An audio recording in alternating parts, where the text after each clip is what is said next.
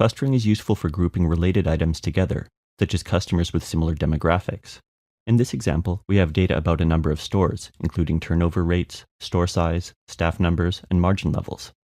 We want to assign the stores to clusters based on all of these variables with an emphasis on margin.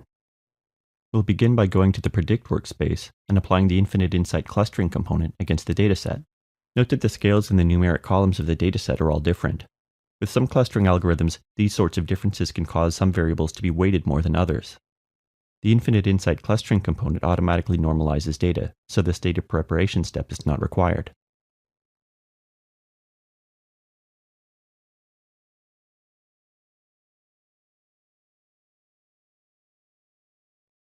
For our analysis, we'll select margin as the target variable and all the other columns as features.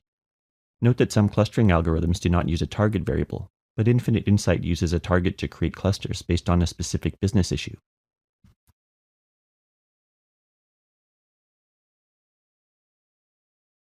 In this example, our target value is continuous.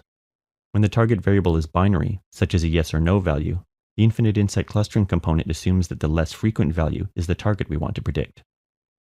Next, we need to specify the number of clusters we want to create. Some clustering algorithms require you to choose a specific number, which can mean that you need to run the analysis a number of times to get the best results. With InfiniteInsight Clustering, you can specify a minimum and a maximum number of clusters and allow the component to determine the optimum number. For this example, we'll set a minimum of 5 and a maximum of 15 clusters.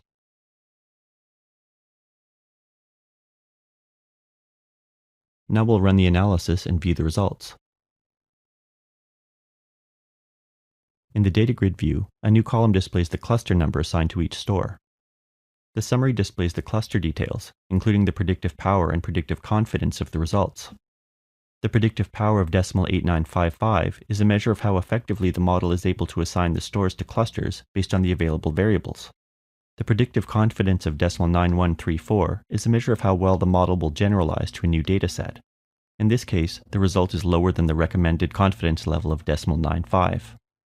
We could increase the confidence level by working with a larger dataset or reducing the number of clusters to create.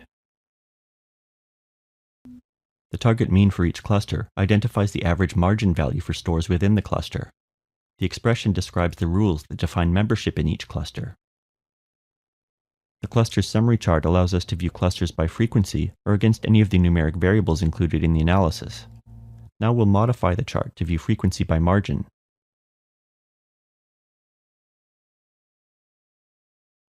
Here we can see the margin associated with each cluster. The cluster distribution chart shows the size of each cluster. The feature distribution chart allows us to see the distribution of different variable values across all clusters and within each cluster. The chart now displays the turnover distribution for cluster 1. Next, we'll look at the turnover distribution for cluster 4.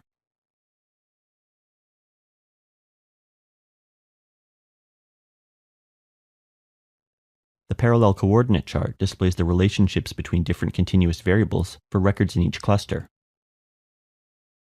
The scatter matrix chart includes a series of individual charts showing the clusters against the combination of variables we included in the model. You now know how to use the InfiniteInsight Clustering component in SAP Predictive Analysis. For more SAP Business Intelligence tutorials, visit sap.com/learnbi.